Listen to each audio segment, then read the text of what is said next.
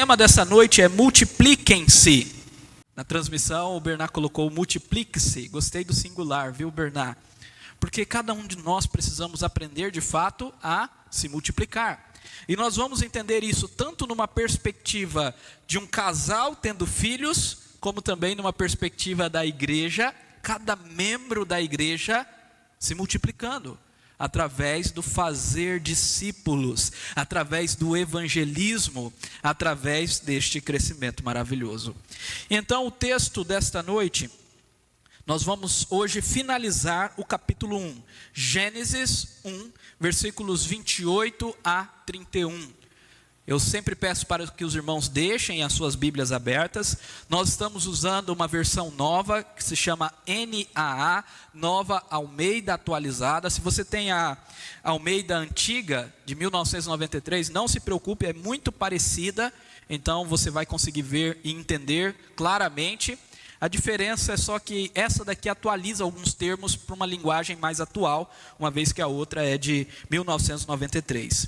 Então, NAA diz o seguinte, Gênesis capítulo 1, versículos 28 a 31. Olha só. E Deus os abençoou e lhes disse, sejam fecundos, multipliquem-se, encham a terra e sujeitem-na. Tenham domínio sobre os peixes do mar, sobre as aves dos céus e sobre todo o animal que rasteja pela terra. E Deus disse ainda, eis que lhes tenho dado todas as ervas que dão semente e se acham na superfície de toda a terra e todas as árvores em que há fruto que dê semente. Isto servirá de alimento para vocês e para todos os animais da terra, todas as aves dos céus e todos os animais que rastejam sobre a terra, em que há fôlego de vida, toda a erva verde lhe servirá de alimento. E assim aconteceu. Deus viu tudo o que havia feito, e eis que era muito bom. Houve tarde e manhã o sexto dia. Vamos orar mais uma vez? Senhor, ilumine as nossas mentes e os nossos corações. Nos dê a compreensão correta desse texto. E nos ajude a colocá-lo em prática no nosso dia a dia. Muito mais do que ouvir aqui, se emocionar e chorar e dizer isso é verdade. Mas no dia a dia, em nossos lares, em nossos trabalhos, em nossos relacionamentos corriqueiros, nos ajude a colocar em prática, em nome de Jesus. Amém. Eu quero trazer algumas questões introdutórias, e todos os sermões eu estou preparando para trazer, já trouxe na semana passada e vou trazer nos próximos, em relação a esse debate de todos aqueles que vão olhar Gênesis com um óculos cientificista e não conseguem compreender o que Gênesis está dizendo. Então, semana passada eu disse que Gênesis diz respeito a fatos, e que nós não podemos pegar coisas modernas, coisas da ciência moderna e tentar encontrar essas verdades em Gênesis, porque foi escrito muitíssimo antes. E aqui existe uma discussão que é entre os materialistas evolucionistas e o criacionismo. Nós somos criacionistas, mas olha só, certa vez perguntaram para C.S. Lewis a seguinte pergunta: os materialistas evolucionistas e alguns astrônomos sugerem que o sistema planetário solar e a vida como conhecemos surgiram por uma explosão ou uma colisão estelar acidental. O que você acha disso? E C.S. Lewis respondeu da seguinte forma, prestem atenção: se o sistema solar surgiu por uma colisão acidental, o surgimento da vida orgânica neste planeta também foi um acidente, bem como toda a evolução do homem. Neste caso, todos os nossos pensamentos atuais são meros acidentes, afinal são subproduto acidental do movimento atômico. Isso vale para os pensamentos dos materialistas e astrônomos, bem como para os que de qualquer outra pessoa. Mas se os pensamentos deles, isto é, dos materialistas e dos astrônomos, são meros subprodutos acidentais, por que devemos acreditar que são verdadeiros? Não vejo razão alguma para crer que um acidente seria capaz de dar-me a explicação correta de todos os demais acidentes. Eu poderia concluir dizendo: não vejo razão nenhuma para crer. É crença. O que muitas pessoas falam: não, mas existe tantas evidências. Só teorias. São crenças de como o mundo veio a existir. Inclusive existem cientistas sérios que são criacionistas. Então não vejo razão alguma para crer que um acidente seria capaz de dar a explicação correta para a criação de todo o cosmos. Como um acidente, uma explosão, uma colisão acidental de estrelas poderia originar tudo isso que nós temos aqui: perfeição, beleza, inteligência, desejo, vontade, amor. Hoje foi um dia extremamente romântico, em outro sentido, claro, onde os filhos postaram imagens das suas mães, visitaram, almoçaram aqueles que puderam com suas mães, falando: eu amo a minha mãe, saudades da minha mãe, te amo para cá, te amo para lá, beijo para cá, beijo para lá. O amor de um filho com a sua mãe. Como que uma colisão acidental de estrelas é capaz de gerar isso? Então, o que nós concluímos disso daqui é que crer que existe um Criador é racional e lógico. Existem cientistas sérios que desenvolvem pesquisas nessa área, mostrando que um Criador criou todas as coisas, e há sim evidências claras, científicas, na criação. Assim foi Isaac Newton. Ele buscava entender a criação e as leis que regem a criação, porque ele cria no Deus Criador. E muitas pessoas negam isso. É a falácia do ateísmo moderno. Então nós somos criacionistas, sim. Deus criou.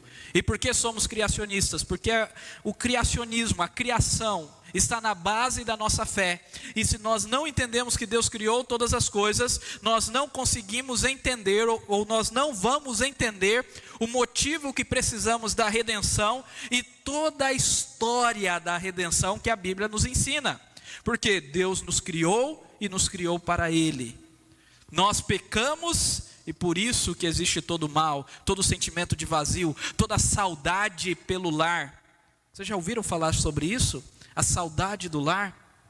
Às vezes há um sentimento muito forte em nosso coração, mesmo estando com a nossa família, mesmo estando num lugar gostoso, prazeroso, mas tem aquele sentimento de saudade, falta algo. Por quê? Porque o nosso coração deseja e anseia Deus, deseja e anseia os céus, deseja e anseia a criação restaurada. Essa é a saudade do lar. Então, criação, queda, o pecado, a queda tirou essa paz, trouxe todo o mal, doenças, todo o pecado, os assassínios, tudo isso de mal que acontece vem do pecado.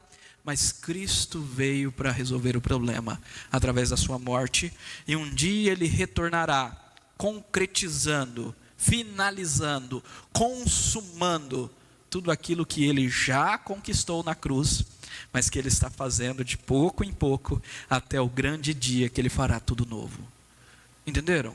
Se eu tiro a criação daqui, como que o homem caiu? Se o homem é um subproduto da evolução acidental, então ele nunca caiu. Na verdade, o pecado é instinto humano. É o instinto do animal que há em cada homem. Não precisa de redenção. Talvez a redenção seja a própria razão, a moral. E não há consumação. O homem sempre vai ser um animal instintivo que ora consegue controlar os seus instintos, ora não consegue controlar. Entenderam? Se você tira a criação, você se torna outra coisa e não um cristão. Então nós precisamos crer na criação.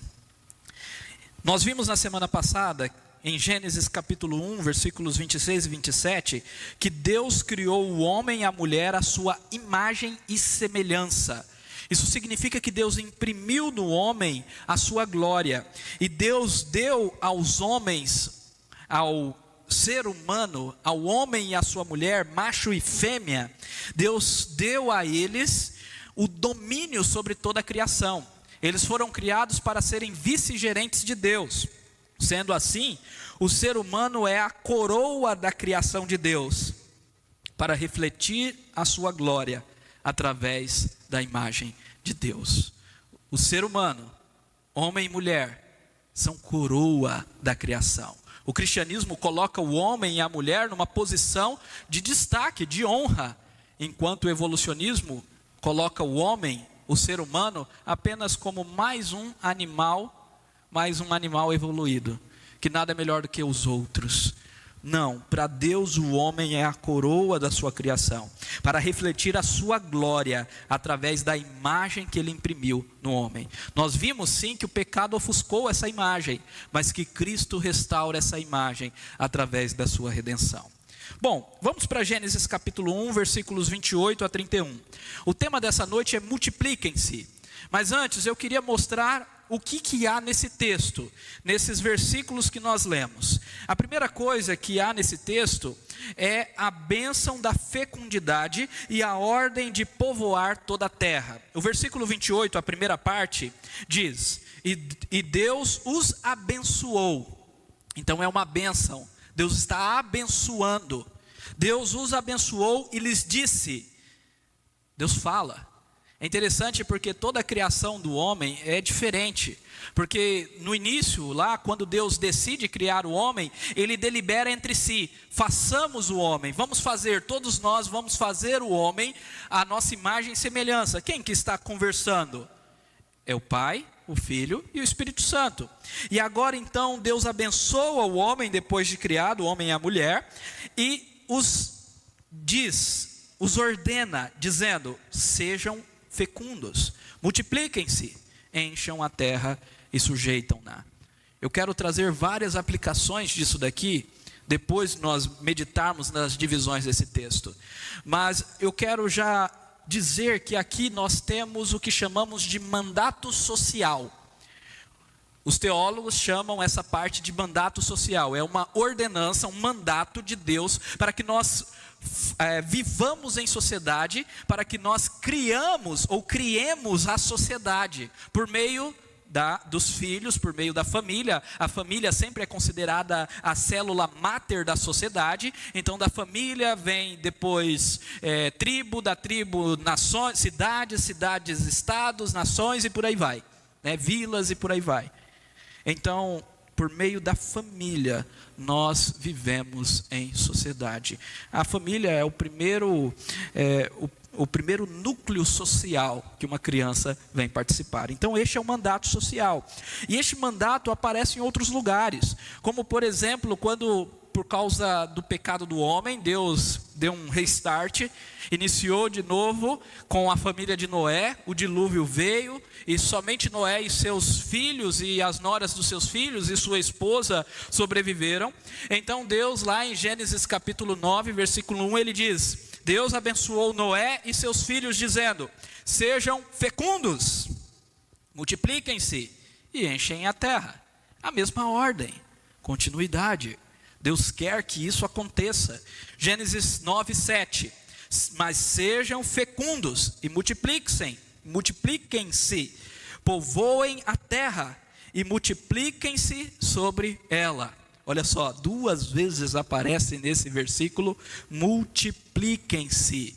Deus quer que nós nos multipliquemos. Olha que interessante. E lá em Jeremias nos mostra exatamente o que é a implicação desse mandato social.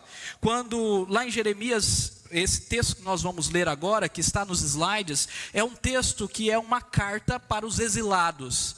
Uma carta para aqueles que foram tirados da nação de Israel, do reino de Judá, de Jerusalém, e foram levados cativos à Babilônia. Então Jeremias escreve essa carta para eles, dizendo: Assim diz o Senhor dos Exércitos, o Deus de Israel, a todos os exilados que eu deportei de Jerusalém para a Babilônia: construam casas e morem nelas. Observe que aqui nós temos tanto um aspecto de criar cultura: construam, morem nas casas, vivam a vida, como também o viver em sociedade. Então plantem pomares e comam o seu fruto, casem e tenham filhos e filhas. Casem, primeiro casamento, tenham filhos e filhas, escolham esposas para os filhos de vocês e deem as suas filhas em casamento, para que tenham filhos e filhas. E aí o texto diz: multipliquem-se em seu número e não diminuam aí na Babilônia. Procurem a paz da cidade para onde eu os deportei e orem por ela ao Senhor, porque na paz da cidade vocês terão paz. Olha que texto maravilhoso. Esse texto nos ensina o mandato social: multipliquem-se, casem e multipliquem-se. Isso é o mandato social. E busquem a paz da cidade, porque na paz da cidade, é até importante que isso aqui nos ensina até política, intercessão. Nós precisamos orar pela nossa cidade, a igreja precisa orar pela cidade, porque na paz da cidade nós teremos paz. Então nós temos aqui o mandato social, mas nós temos também o que nós podemos chamar de a missão de mãe. Há um texto no Novo Testamento, um texto de 1 Timóteo capítulo 2,15, que é um texto que é difícil e que é muito mal compreendido, porque às vezes nós lemos sem voltar no Gênesis, sem entender todo esse contexto da bênção da fecundidade. E é um texto que Timóteo, ou Paulo fala a Timóteo, dizendo que a mulher será preservada em sua missão de mãe. Então ela será preservada em sua missão de mãe. Por quê? Porque a missão de mãe é ímpar, é o mandato social. E nós precisamos entender que cumprir a missão de mãe, isto é, ser mãe, criar filhos, é graça de Deus, é bondade de Deus. E tem um valor extraordinário, porque nós estamos cumprindo um mandato da nossa criação. Gerhard van Groningen, nome estranho, né? Ele diz o seguinte: para cumprir o mandato social, a mulher tinha que cumprir os seus papéis decretados, como auxiliadora, idônea, parturiente, ela daria à luz a filhos, e mãe cuidadora.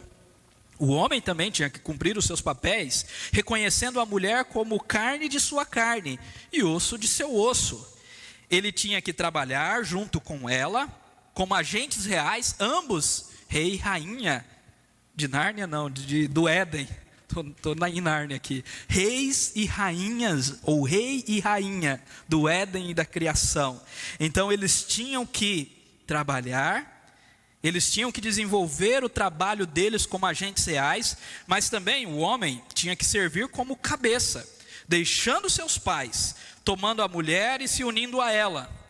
E assim eles poderiam ser frutíferos, como parceiros casados, equivalentes. O casamento está na essência da criação. Este mandato provê a base divinamente ordenada para o casamento, para a família restrita, o núcleo familiar, pai, mãe, filhos, marido, esposa e crianças, e a família extensa, os clãs, as nações, a comunidade da humanidade e de todo o mundo. Se não é a família, nós não teríamos nações hoje, nós não teríamos povos, nós não teríamos cidades. Tudo começou com a família. Se não é a família, nós nem aprenderíamos o que é a vida. Nós crescemos no seio da família. Claro que eu sei que algumas famílias são difíceis, por causa de não dedicarem o coração a Cristo. E muitos, ao pensar na sua família, pensam com um sentimento ruim. Mas eu quero dizer que existe uma outra família que nós podemos buscar, que é a família da fé, dos irmãos em Cristo, a família daqueles que creem em Jesus e que nos acolhe. Eu vi um pastor falando que ele nem sabe dizer quantas mães ele tem, porque por causa da fé são milhares. de mães, de irmãs que adotaram, que fazem-se mãe por causa de pertencer a essa família maravilhosa da fé. Então nós temos o centúplo de irmãos, de mães, de tios, tias, porque nós participamos da igreja do Senhor. Mas entenda, a família nuclear é a base da sociedade. Amém? Em segundo lugar, o que nós temos aqui nesse texto é o domínio da criação sendo estendido a todos os descendentes do primeiro casal. Então não apenas o primeiro casal seriam reis, mas toda a criação iria, ou toda a sua descendência, toda a sua prole iria governar, cuidar, sujeitar da criação.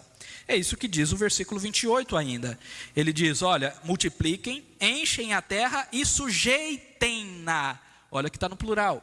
Então quem que é para sujeitar? A descendência. Então sujeitem-na, tenham domínio, plural também. Tenham domínio sobre os peixes do mar, sobre as aves do céu, sobre o animal todo animal que rasteja pela terra. Então, não apenas Adão e Eva, mas todos os descendentes seriam reis, iriam sujeitar a terra. Claro, debaixo da autoridade do primeiro casal, que seriam os principais reis. O principal rei e a principal rainha, mas todos os seus filhos são ordenados a sujeitar a terra, a dominar, a cuidar da criação. Todos nós fomos colocados diante de Deus em uma posição de honra para cuidar de toda a criação. Você é essa pessoa que é colocada diante de Deus para cuidar da criação e para glorificar o nome dele. Amém? Em terceiro lugar, nós temos o alimento como dádiva de Deus para o sustento e prazer. Nós temos aqui, o versículo 29, mais um discurso de Deus. E disse Deus, ainda. Então Deus fala, está conversando, está falando com os nossos primeiros pais, o primeiro casal, está abençoando eles, e agora ele vai trazer uma bênção maravilhosa, que é a bênção da provisão, que é a bênção do alimento.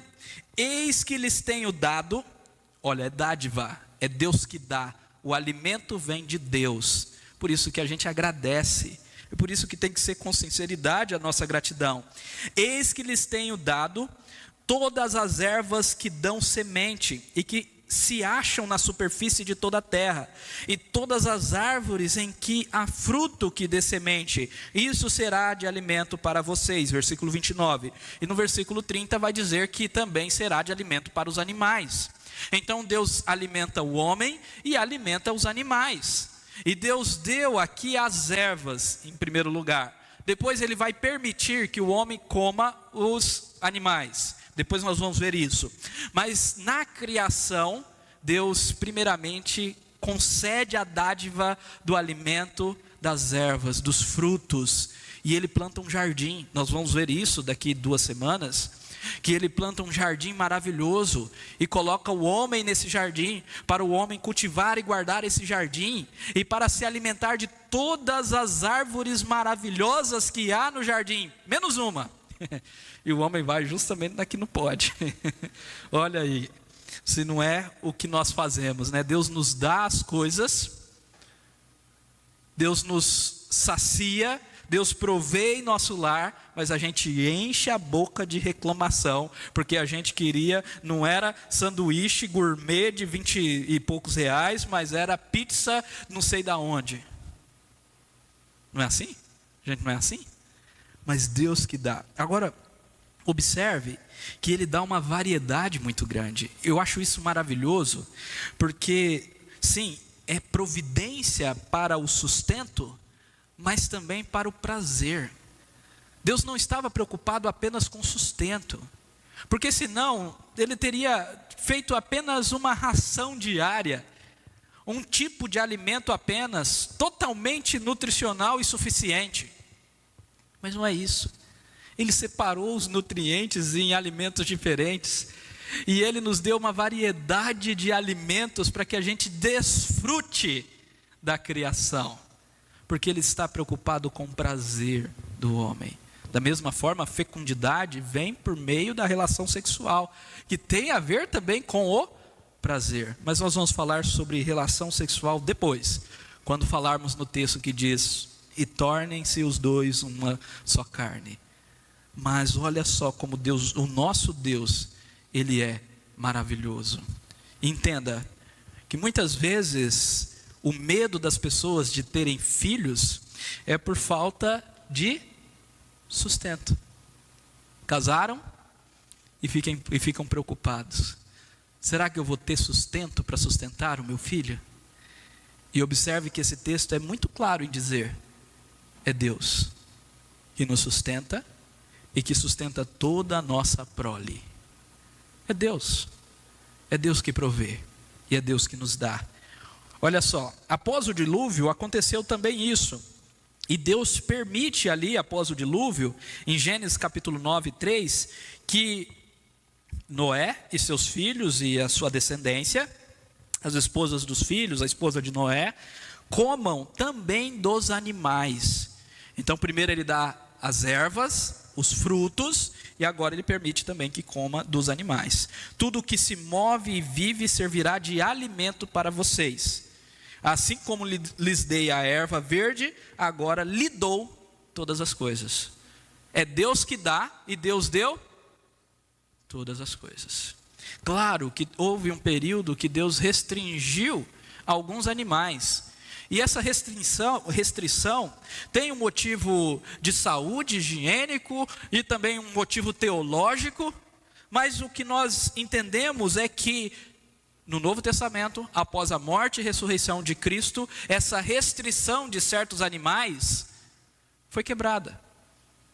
Porque Deus mesmo, Jesus mesmo disse a Pedro: não considere impuro aquilo que Deus purificou. Isso está lá em Atos capítulo 10, versículo 15. Em uma revelação que Pedro tomou, aonde ele viu animais que seriam impuros, e Deus ordenou, Jesus ordenou: coma. E Jesus disse: não considere impuro aquilo que Deus purificou. E por isso que Paulo nos revela: pois tudo que Deus criou é bom, e se recebido com gratidão, nada é recusável. Tudo que Deus recebeu é bom, ou tudo que Deus criou é bom e nos deu. Então nós precisamos receber com gratidão. Amém? Então a comida é dádiva do Senhor. Aleluia. E por último, nós temos então, aqui nesse texto, no versículo 31, a perfeição e a harmonia da criação para a glória de Deus. O último versículo diz: Deus viu tudo o que havia feito. Deus viu, Deus conferiu. Não tem quando você pinta alguma coisa, um quadro, e você olha a sua criação? Quando você faz algo que você gosta e de repente você olha e, nossa, mas que coisa bonita, né? Então Deus viu tudo o que havia feito, e eis que era muito bom. Essa qualificação com superlativo só vem aqui. Antes não veio. Quando Deus criou os animais, quando Deus criou a terra, quando Deus criou e separou a luz e colocou os luzeiros, etc. Em todos os outros dias, nós temos Deus vendo a sua criação e vendo que ela era boa. Mas agora a sua criação é muito boa. Por quê? Porque Deus criou o homem, porque faltava a obra-prima da sua criação, e porque Deus criou toda a criação para que o homem vivesse nela, e para que o homem espelhasse a sua glória. Por isso é muito bom. E essa expressão muito bom remete ao que nós chamamos de shalom. E a shalom, que é traduzido por paz, é um termo hebraico, shalom, que é traduzido por paz. A shalom da criação aponta para essa harmonia, para essa perfeição. A criação era toda perfeita, harmônica, tudo estava no seu devido lugar, e tudo refletia a glória de Deus. E o homem, então, imagem de Deus, estava ali colocado no seu devido lugar, para espalhar a imagem de Deus a todo mundo. E Deus, ufa, que maravilha, isso é muito bom. E aí o que acontece? O pecado. A shalom é perdida no pecado. A imagem de Deus é desfigurada corrompida, astigmatizada na queda, mas nós cremos na restauração. E é exatamente isso que Cristo veio restaurar. Jesus veio ao mundo para restaurar todas as coisas por meio do seu sangue. É isso que diz Colossenses 1:20, um texto que eu já li na semana passada e leio novamente. E que Cristo, havendo feito paz pelo sangue da sua cruz, por meio dele reconciliasse, é um termo que pode ser traduzido por restaurasse, por meio dele fizesse a restauração consigo mesmo de todas as coisas, quer sobre a terra, quer nos céus. Cristo está restaurando a Shalom da criação. Cristo está restaurando o Éden. Claro, um pouquinho diferente, porque em Apocalipse o Éden é a nova Jerusalém descendo do céu. Deus no início planta um jardim, olha a sociedade crescendo. Um jardim, um casal. Na eternidade nós temos o quê? Uma cidade.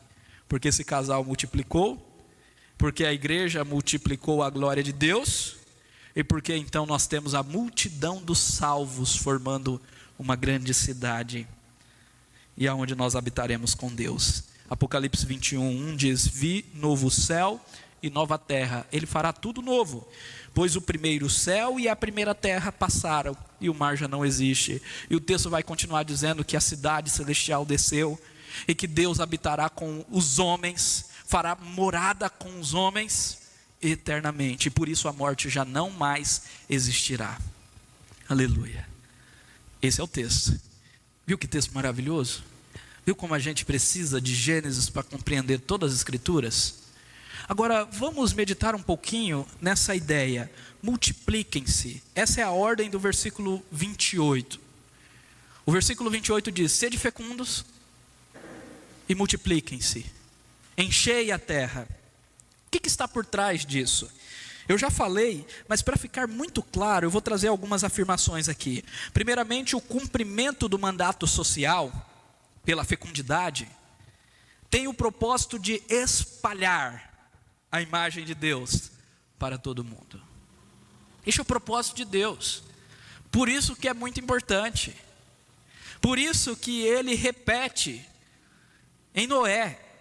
Por isso que sempre nós escutamos a ideia de semente, de descendência. Os seus descendentes, em ti serão benditas todas as nações, povos, línguas, tribos, nações. Porque essa é a vontade de Deus. É que toda a sua criação seja cheia da sua glória e da sua imagem. E quando um casal tem filhos, eles estão fazendo isso. Por isso sim que é errado, não tendo nenhum impedimento real, não querer ter filhos. Eu sei que existem impedimentos.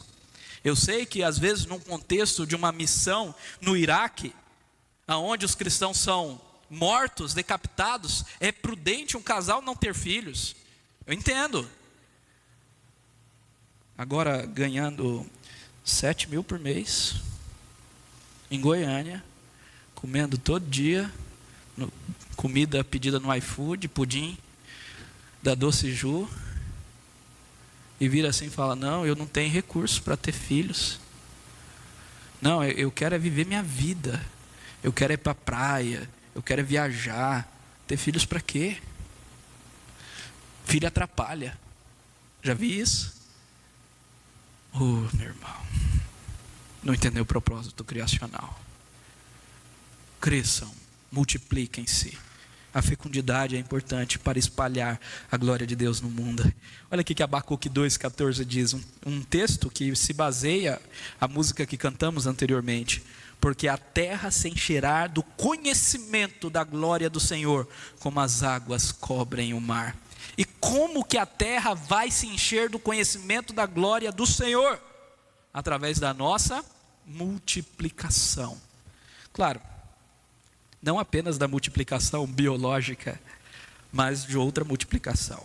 Agora, um segundo ponto é que mesmo após a queda, Deus mantém uma descendência que o busca, preservando assim a mulher em sua missão de mãe.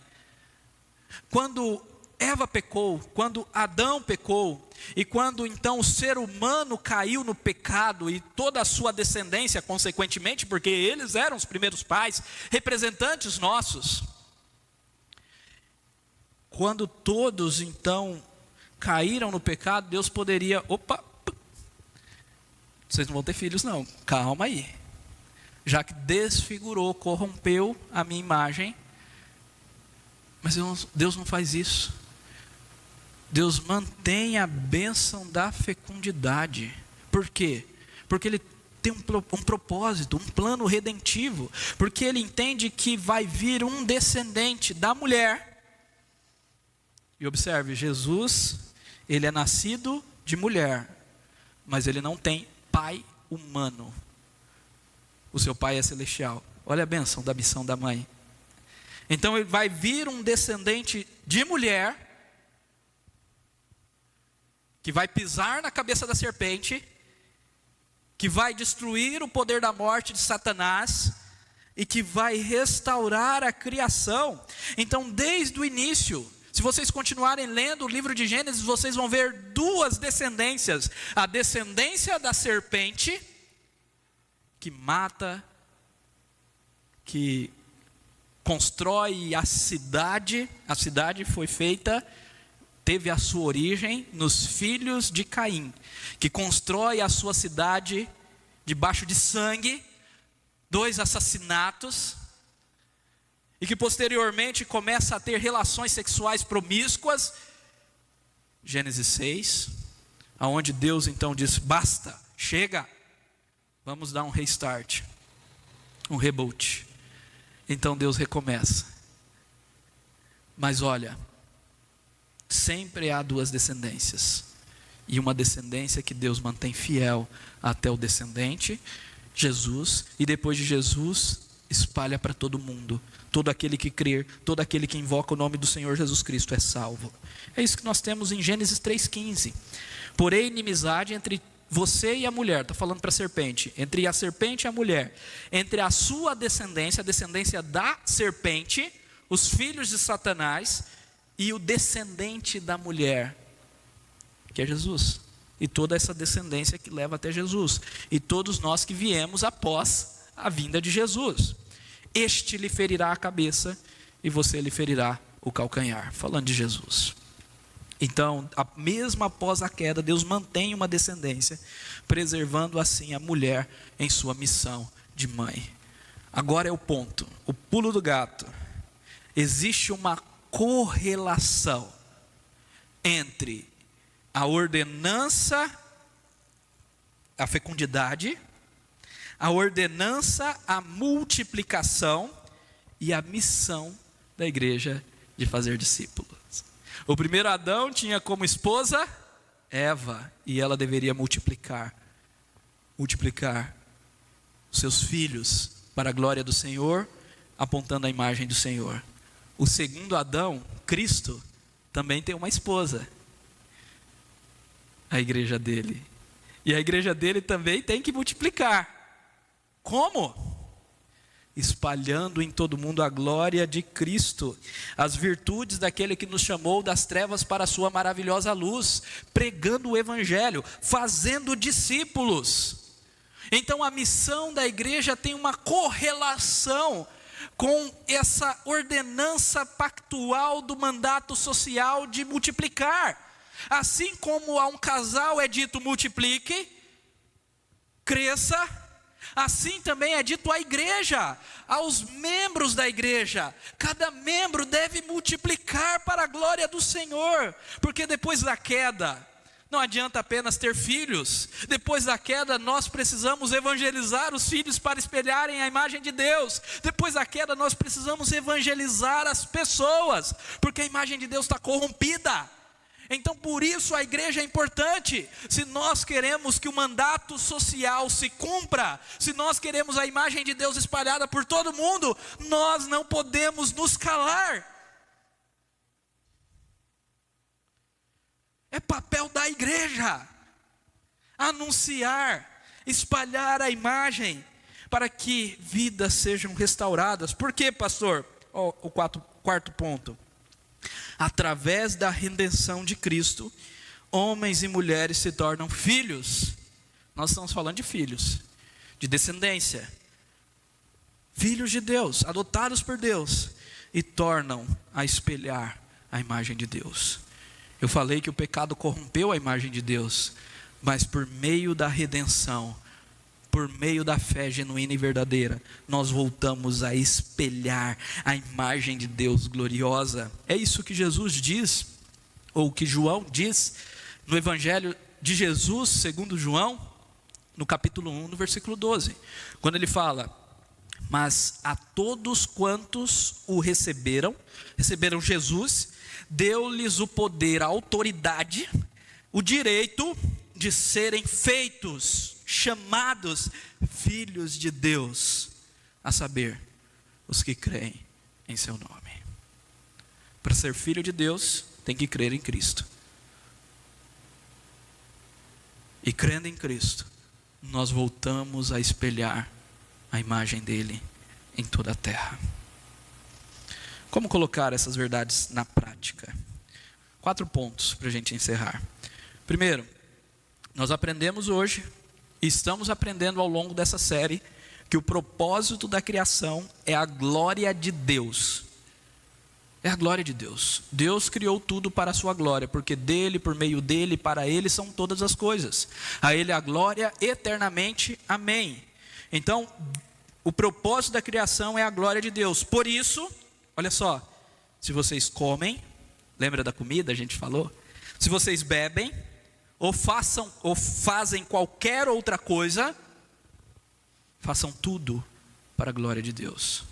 Se há alguma coisa que você está fazendo, que você pode dizer com certeza que isso não é para a glória de Deus, o certo é que você parasse de fazer. Porque tudo deve ser para a glória de Deus. E meus irmãos, fazer tudo para a glória de Deus não significa não ter prazer.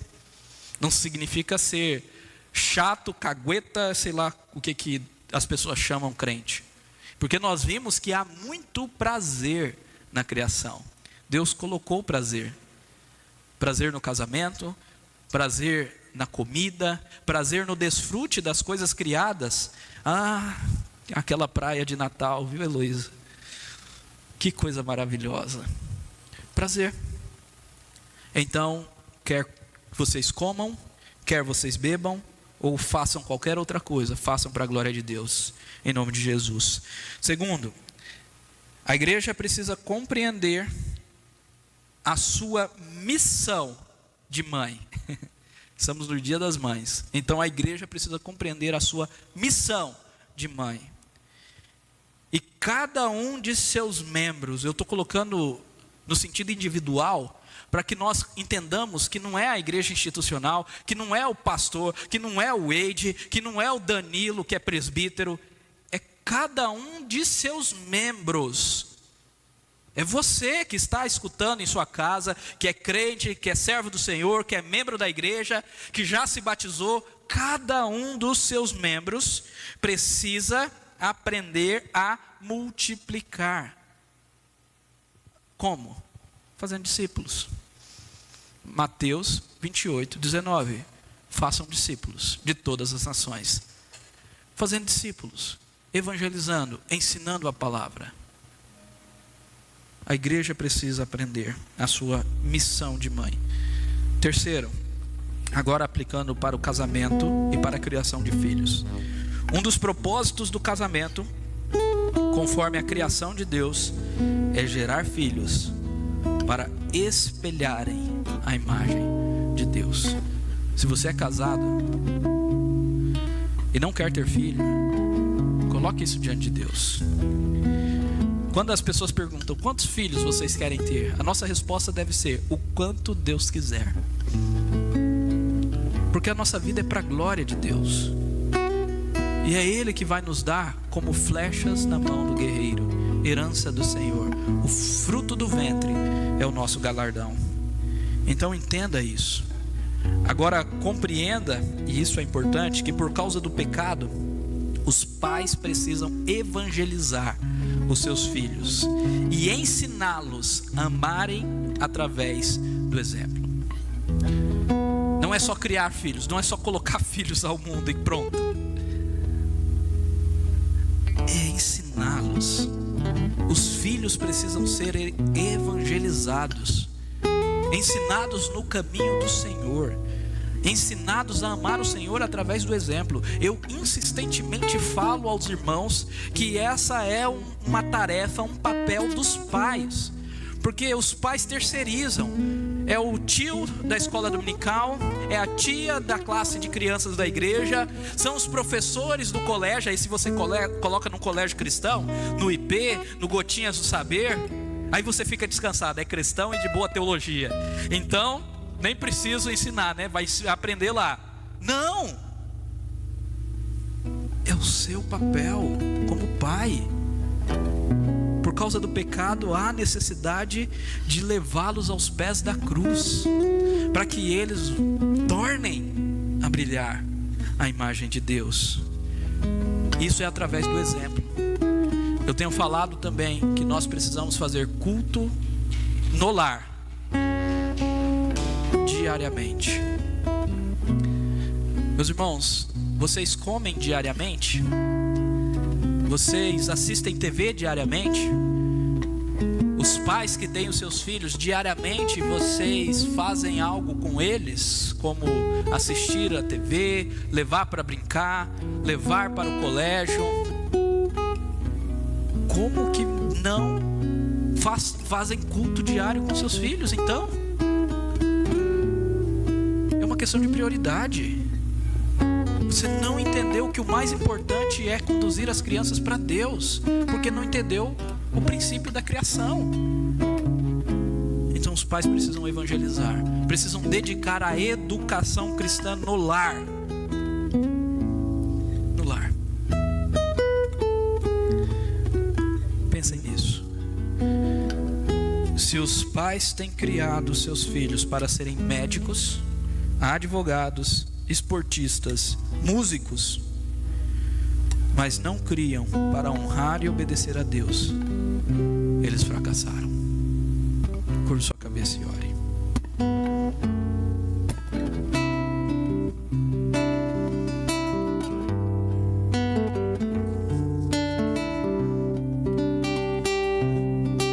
Antes de orarmos, eu quero trazer uma palavra de graça. Meus irmãos, nós não somos pais perfeitos. Talvez você esteja aqui escutando essa palavra e pensando, se fosse há 10 anos atrás, 15 anos atrás, 4 ou 5 anos atrás, eu já fiz tanta coisa errada com os meus filhos. Meus irmãos, nunca é tarde para começar. Seu filho pode ter 5, 10, 15, nunca é tarde. Você precisa evangelizá-lo. Talvez o seu filho já saiu de casa. E agora? Eu não posso fazer o culto familiar mais. Mas você pode continuamente evangelizá-lo e apontar o caminho da palavra do Senhor, para apontar o caminho de Cristo, amando Cristo. Sim, Deus perdoa. Não somos pais perfeitos. Eu não sou um pai perfeito. Nenhum de nós somos perfeitos na nossa paternidade. Mas Deus é o pai perfeito, a mãe perfeita aos seus filhos. Então, meus irmãos, encontremos a paternidade em Deus. Peçamos perdão a Ele pelos nossos erros, e que o seu amor para os seus filhos venha nos ensinar. Vamos orar. Senhor, nos ajude, ó Pai, a criar os nossos filhos para espelharem a imagem do Senhor. Como igreja também nos ajude a evangelizar, a fazer discípulos, para que a sua glória chegue a toda a terra, para que a sua imagem seja espelhada em toda a sua criação, por meio do homem, do ser humano, obra-prima da sua criação. Em nome de Jesus, edifique a tua igreja, Pai. Aplique essas verdades aos nossos corações. E agora, irmãos, que a graça e a paz do nosso Senhor Jesus Cristo, o amor de Deus e as santas consolações do Espírito seja sobre vós, povo do Senhor, hoje para todo sempre. Amém.